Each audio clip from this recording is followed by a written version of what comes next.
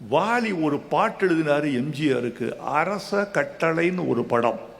ஒரு புரட்சி வீரன் அராஜக ஆட்சி எதிர்த்து போராடுகிறான், பாடுகிறான், சண்டையிடுகிறான், கலைக்குழுவை சேர்த்து அந்த கலை பிரச்சாரத்தில் ஈடுபடுகிறான். ஒரு நடனமகள் ஆடுகிறாள், வீரன் வாழ் சுழற்றி கொண்டு பாடுகிறான். ஒரு பாட்டு. வாலி கண்ணதாசன் சண்டை. ஆச்சரியம்ங்க. எம்ஜிஆர் சிவாஜி என்ற 2 பேரோடும் சண்டையிட்டு கொண்டு கலைஞர் என்ற ஒரு பெரும்புள்ளியை பகைத்து கொண்டு கண்ணதாசன் இத்தனை வருஷம் திரையுலகில் நின்றார் என்றால் அவருடைய தமிழும் திறமையும் தான் அதற்கு காரணமே தவிர வேறல்ல. ஒருத்தர் கூட பகையின்னா கூட சினிமாவில் வாழ முடியாது. சினிமாவில் எம்.எஸ். விஸ்வநாதன், ஹலோ யாருன்னு பேசுறீங்க? ஆபீஸ் பாய் அண்ணனா?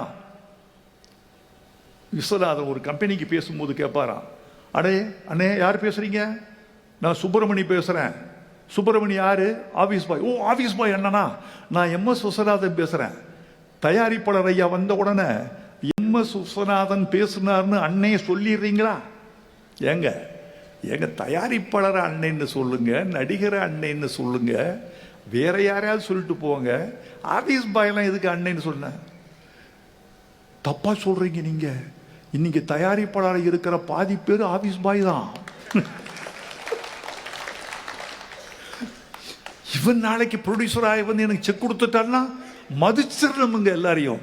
இப்படி எல்லாரையும் மதித்தால்தான், புகழ்ந்து பேசினால்தான், பலபட பாராட்டினால்தான், விதந்து சொன்னால்தான் திரை உலகில் ஓர் இடம் கிட்டும் என்று கருதி கொண்டிருந்த சினிமாவில் நான் தான் என்று இருந்த சுதந்திர மனிதன் கண்ணதாசன்.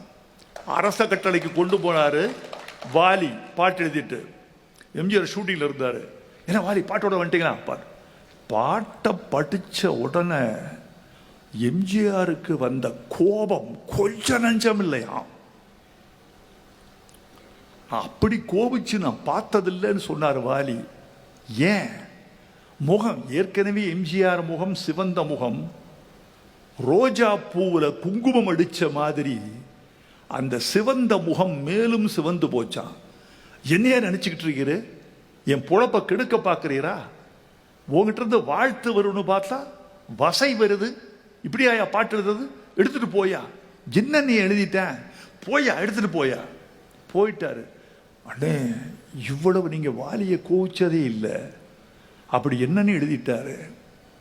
என்னையா பாட்டு எப்படி எழுதிருக்காரு? ஆண்டவன் கட்டளையின் முன்னாலே உன் அரச கட்டளை என்ன ஆகும் எழுதியிருக்காரு. ஆண்டவன் கட்டளை சிவாஜி படம் நடந்துகிட்டு இருக்கு, அரச கட்டளை எம்ஜிஆர் படம் நடந்துகிட்டு இருக்கு. இவர் என்ன பண்ணாரு? அராஜகம் செய்கிற அரசனை பார்த்து எழுதுறாரு. ஆண்டவன் தான் எங்களுக்கெல்லாம் அரசன், நீ யார்ங்கிற பொருள்ல நல்ல பொருளில் தான் எழுதியிருந்தார் வாலி. ஆண்டவன் கட்டளை முன்னாலே உன் அரச கட்டளை என்னாகும், ஆண்டவன் உன்னை வீழ்த்தி விடுவான் என்று பொருள்பட எழுதியிருக்கிறார் வாலி. ஆனால் நிலைமை வேற. புரொடக்ஷன்ல என்ன இருக்குன்னு தெரியாதவன் போயிட்டா இருக்க முடியாதங்க. நிகழ்காலம் பூரா தெரியணும். நிகழ்காலம் எல்லாம் தெரிந்தால்தான் நிலைக்க முடியும்.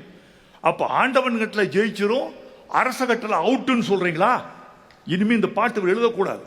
முத்துக்கூத்தன் ஒருத்தர், அவரை கூப்பிட்டார்.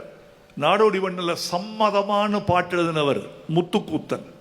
அவர் ஒரு நாடக நடிகர். அவரை கூப்பிட்டு எழுதியார்.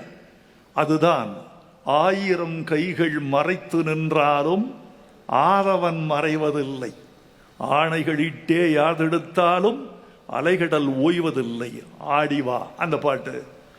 ஆனானப்பட்ட வாலிக்கே காலின்ற நிலைமை வந்ததுன்னா மற்ற கவிஞர்கள் நிலைமை எங்களை போன்றவர்கள் என்ன ஆகும்? கவியரசர் கண்ணதாசனுக்கு அப்படி ஒரு வந்தது. ஊனமுற்ற கணவன், ஆறுதல் சொல்லுகிற மனைவி, கை ஊனம் கால் ஊனம் பாகப்பிரிவதை.